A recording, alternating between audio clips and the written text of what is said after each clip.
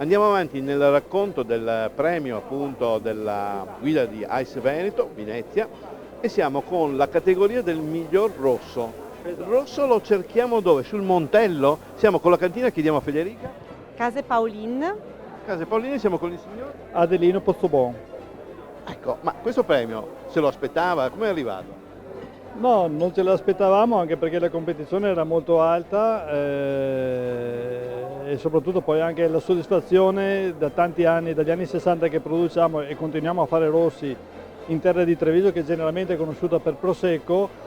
Fare un rosso e che venga riconosciuto è una bella soddisfazione. Ecco. È una bella soddisfazione perché effettivamente zona in qualche modo conosciuta per la bollicina, arrivare con un rosso, che ci sono altre zone molto importanti nel Veneto, è una soddisfazione direi doppia. È una bella soddisfazione che ripaga di tanti sforzi fatti in cantina, fatti di sperimentazioni che vengono da lontano.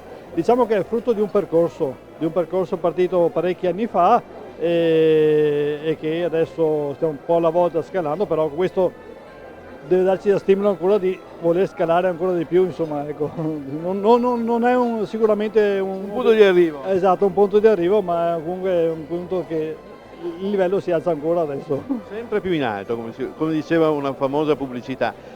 Federica, noi qui siamo con un cosiddetto taglio bordolese, no? Esatto, con un taglio bordolese. Volevo appunto chiedere qual è la caratteristica del taglio bordolese che nasce proprio nella zona di Montello. Come si differenzia rispetto alle altre zone del Veneto che producono la stessa tipologia di vino?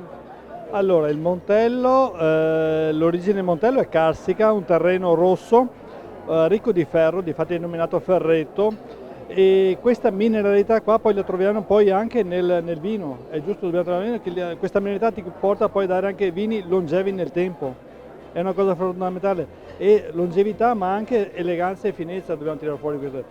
Dobbiamo tener conto che comunque sono i vitigni più coltivati al mondo, quindi diciamo è la categoria anche in cui il confronto poi dopo ce l'hai col mondo. Non Il confronto è molto alto, sicuramente. Bene, ringraziamo e naturalmente andiamo avanti con il nostro racconto. Alla prossima. Grazie a voi.